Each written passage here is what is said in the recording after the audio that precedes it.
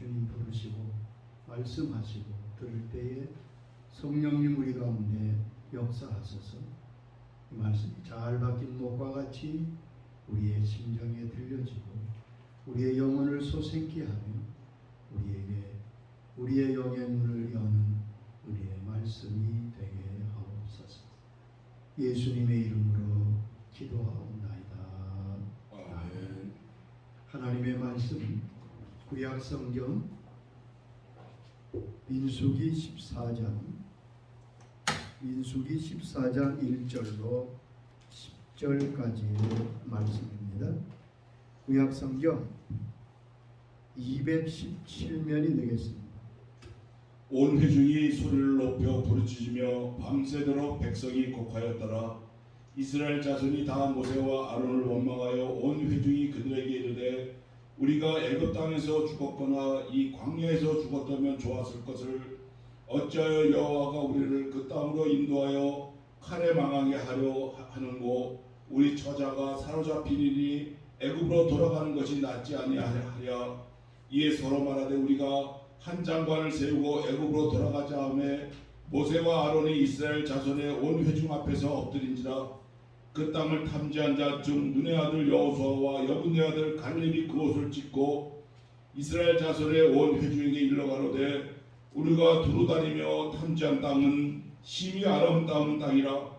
여호와께서 우리를 기뻐하시면 우리를 그 땅으로 인도하며 하여 들이시고 그 땅을 우리에게 주시리라. 이는 과연 젖과 꿀이 흐르는 땅이니라. 오직 여호와를 거역하지 말라. 또 그 땅 백성을 두려워하지 말라. 그들은 우리의 밥이라.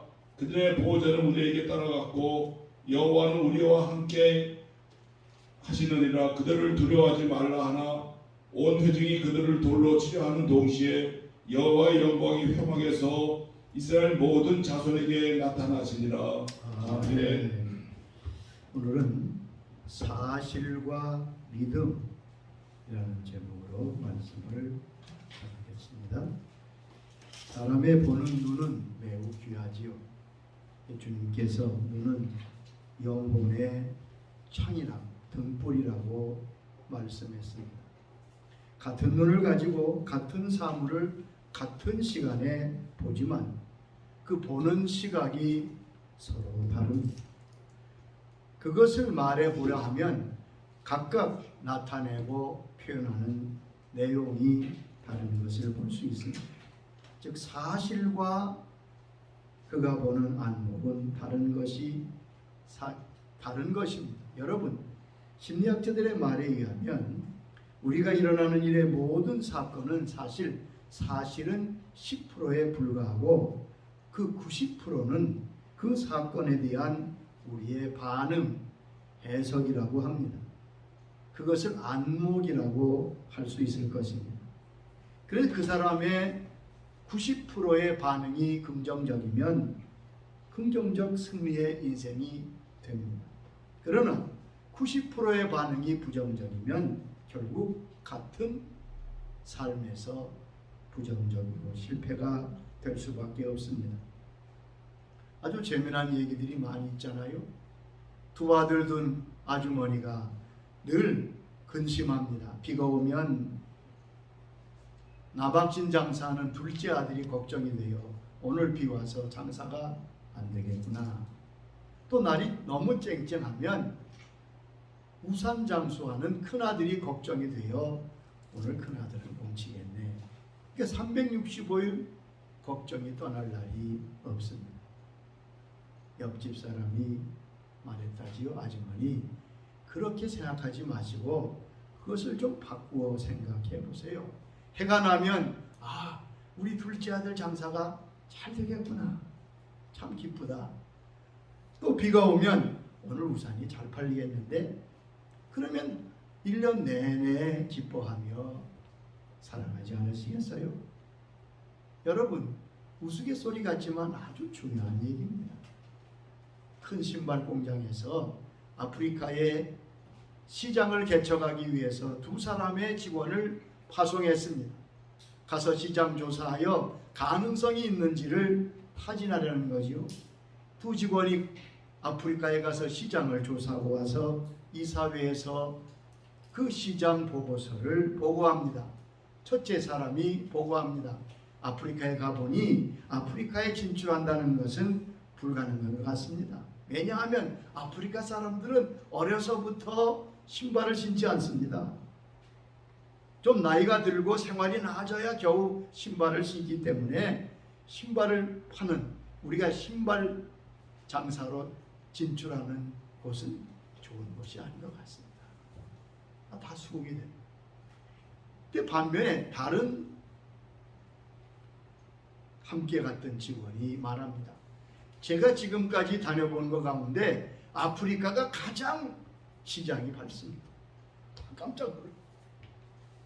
아프리카 본래 신발을 신지 않는 부족들이 많고 어려서부터는 신발을 잘 신지 않지만 지금 점점 문명사회되고 이 문화에 지금 접하기 때문에 많은 사람들이 신을 신습니다. 그리고 앞으로 전국적으로 모든 사람들이 어려서부터 신을 신게 될 것이 자명합니다.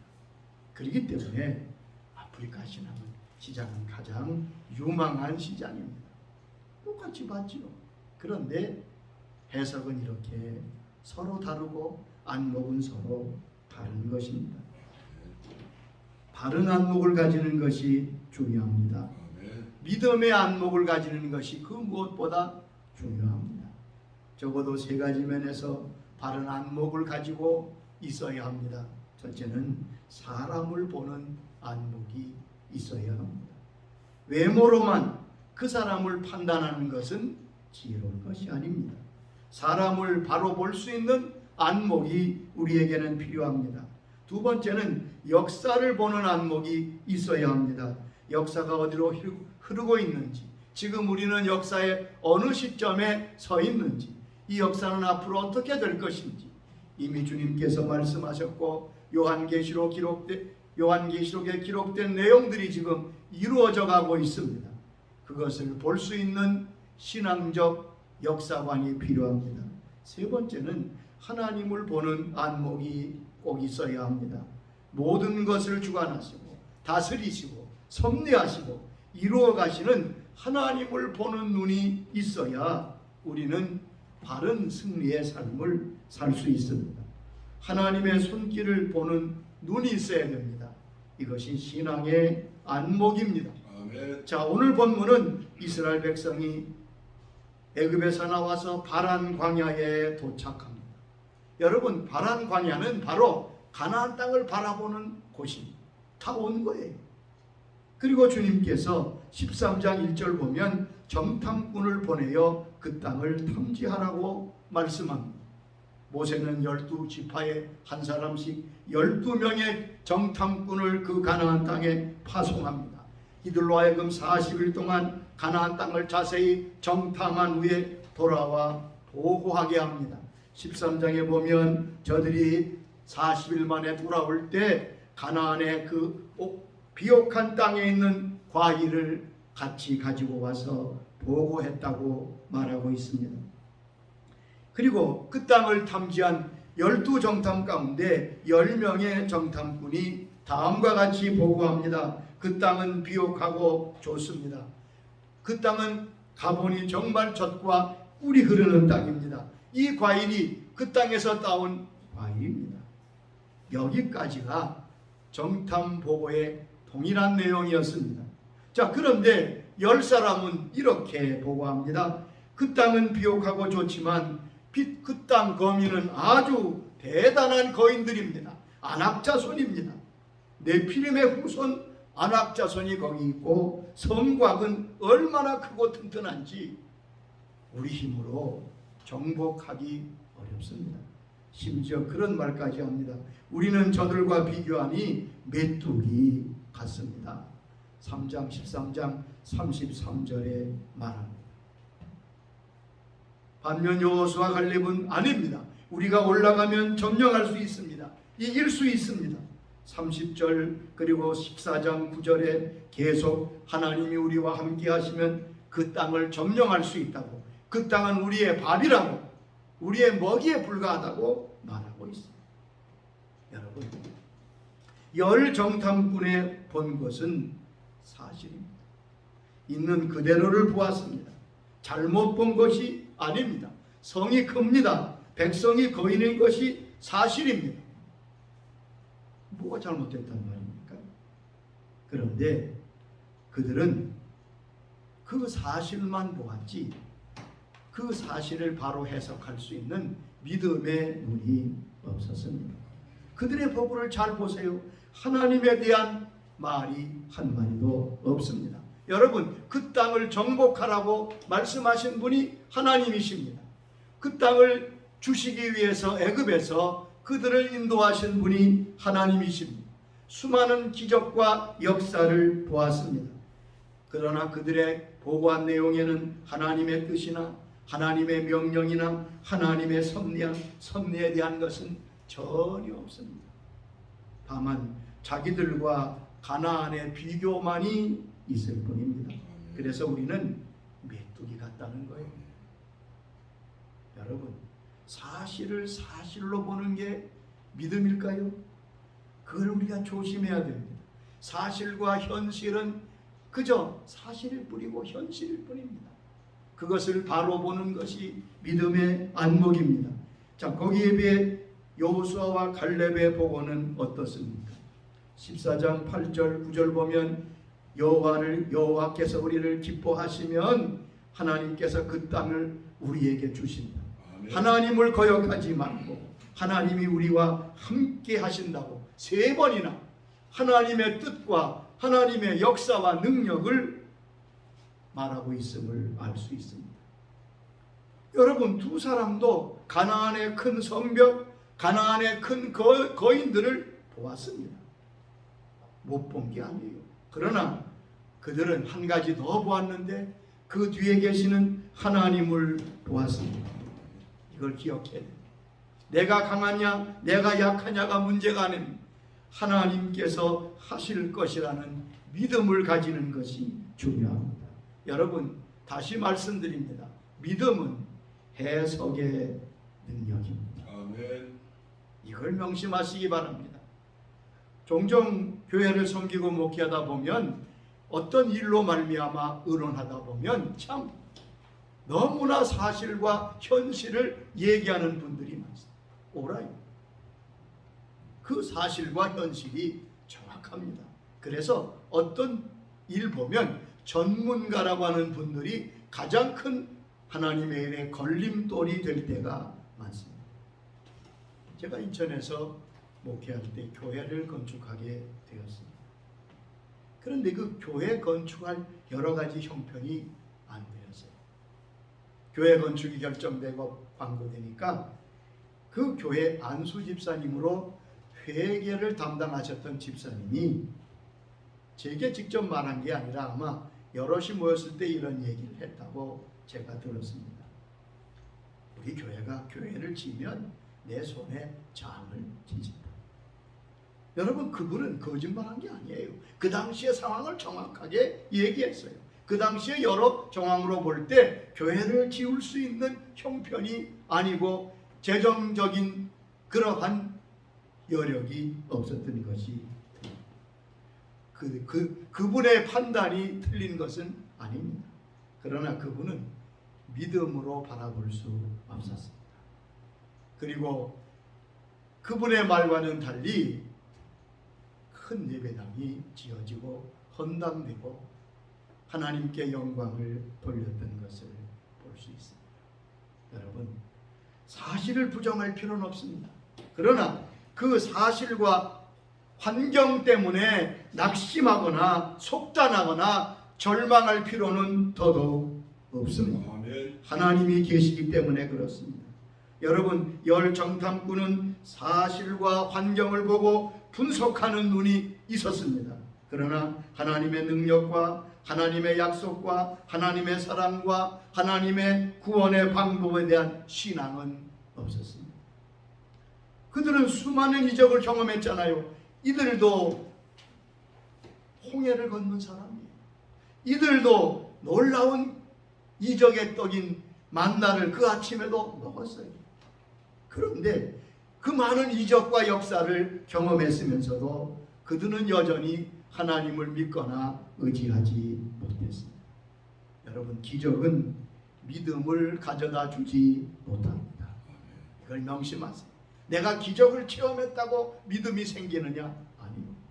성경은 분명히 말씀하십니다. 믿음은 들음에서 나며 들음은 하나님의 말씀으로 말미암는다고 하는 것을 기억하시기 바랍니다. 불신앙의 눈은 작은 것은 크게 보고 크신 하나님은 못 보는 거지.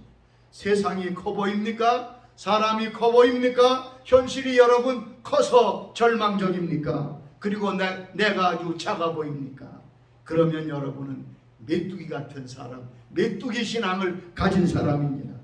믿음의 눈은 큰 것은 작게 보고 큰 하나님을 볼 수 있는 눈입니다. 여러분 갈렙이라고 여호수아라고 가나안 땅을 바라보는 눈이 없었겠어요? 그 현실을 바라보고 판단한 이성이 없었겠습니까?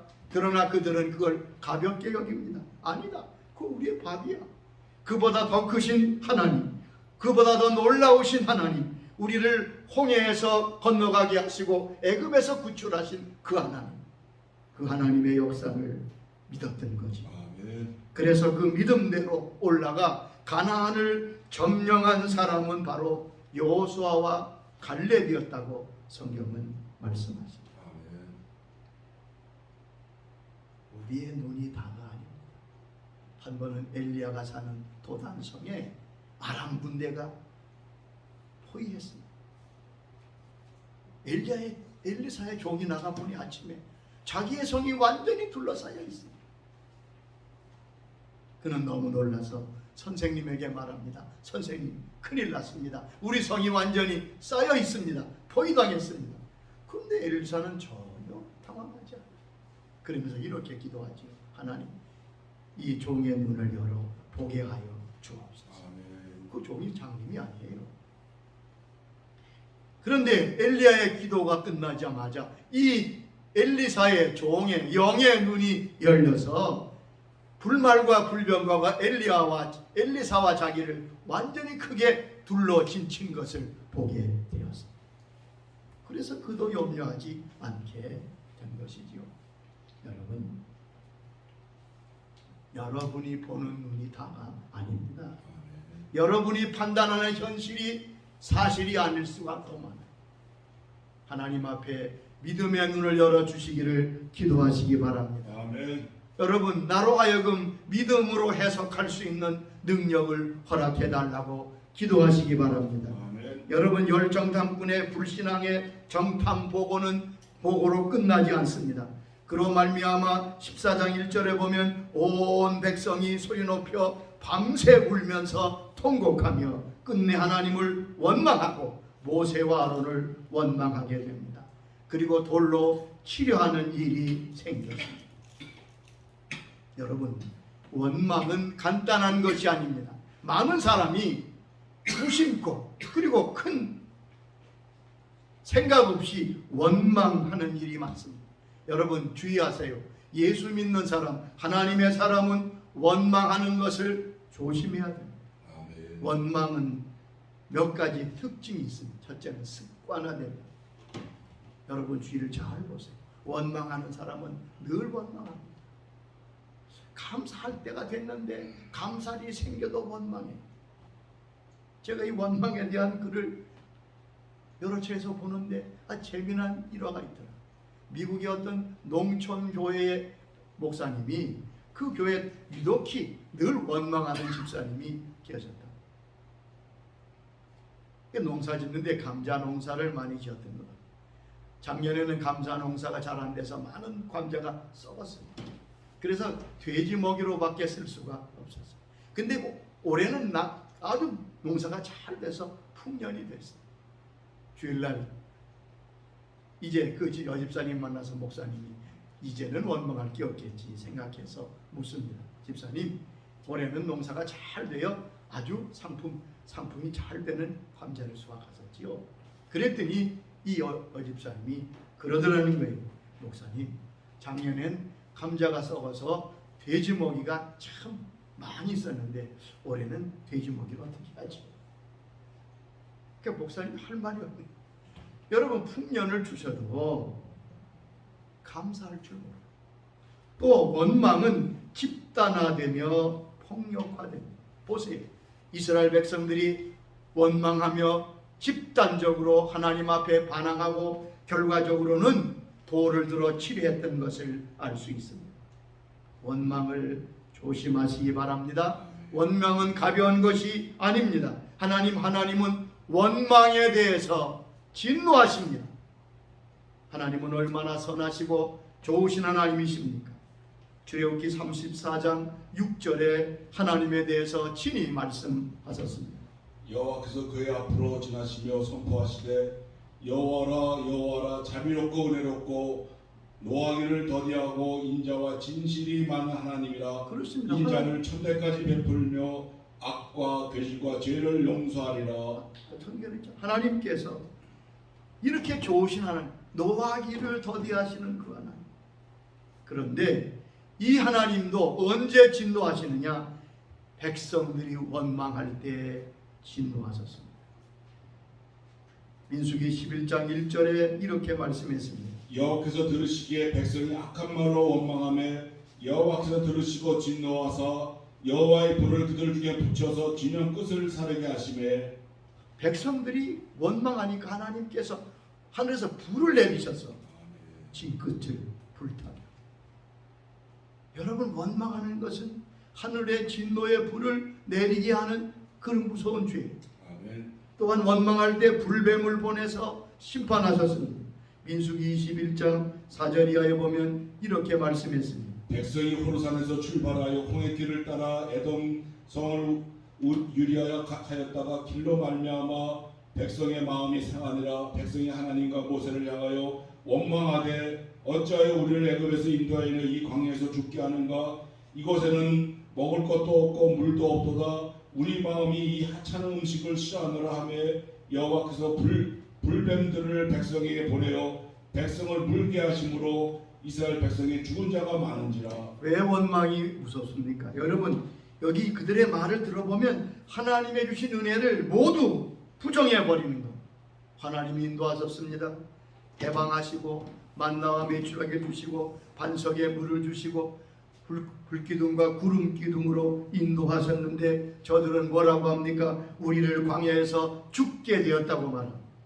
여러분, 이것이 작은 죄겠습니까? 하나님의 크신 은혜에 대한 감사가 아니라 그것을 도리어 원망으로 하나님 앞에 소리치는 저들에게 주님은 불뱀을 보내셔서 물게 하심으로 하나님의 진노를 나타내셨습니다. 뿐만 아니라 원망은 가나안 땅에 못 들어가는 죄가 되었음을 알 수 있습니다. 14장 35절 말씀 보면 나 여호와가 말하였거니와 나를 거역하는 이 악한 회중에게 내가 반드시 이와 같이 행하리니 그들이 광야에서 소멸되어 거기서 죽으리라. 원망하던 사람은 한 사람도 가나안 땅에 들어갈 수 없었습니다. 고린도전서 10장에 이스라엘이 광야에서 범한 4대 범죄를 말하면서 원망을 말씀하셨습니다. 고린도전서 10장 10절에 말씀하셨지요.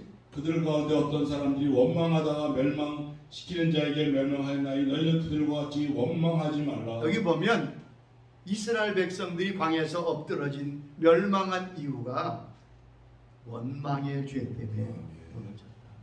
이것은 원망은 멸망의 죄입니다. 아멘. 또 하나 여기서 우리가 알 수 있는 것은 원망하는 자는 결코 한 발자국도 앞으로 전진하지 못한다는 사실입니다. 하나님은 원망하는 자의 삶을 절대 전진하기를 허락하지 않습니다. 앞으로 나가기를 허락하지 아니하십니다. 14장 30절 33절 말씀 보면 이 패역한 무리가 광야에서 다 죽기까지 40일 동안 광야에서 방황하리라. 여러분, 가나안 땅을 바라보는 바란 광야까지 왔던 저들이 하나님께 원망함으로 40년을 더 광야를 방황할 수밖에 없었습니다. 40년을 방황하다가 40년 후에야 가나안 땅에 들어갈 수 있었습니다. 여러분, 하나님은 원망을 매우 싫어하신다고 말씀하신 것을 볼 수 있습니다. 14장 34절 보면 너희는 그 땅을 정탐한 날수인 40일의 하루를 1년으로 쳐서 그 40년간 너희의 죄악을 담당할지니. 그 다음에가 중요합니다. 너희는 그제서야 내가 싫어하면 어떻게 되는 줄을 알리라. 여기 분명히 말씀했습니다. 하나님을 원망하는 이 모든 것에 대한 하나님이 내가 싫어하면 어떻게 된다는 것을 너희가 알게 되리라. 하나님이 원망을 얼마나 진노하시는가를 알 수 있습니다. 욥은 하루아침에 모든 재산, 모든 자녀를 다 잃었습니다. 그때 욥의 태도가 어떠했겠습니까? 욥기 1장 22절 보면 이 모든 일에 욥이 범죄하지 아니하고 하나님을 향하여 원망하지 아니하니라.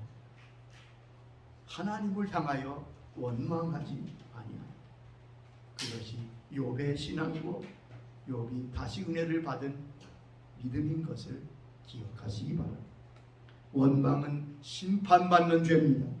야고보 5장 9절에 우리에게 말씀하셨습니다.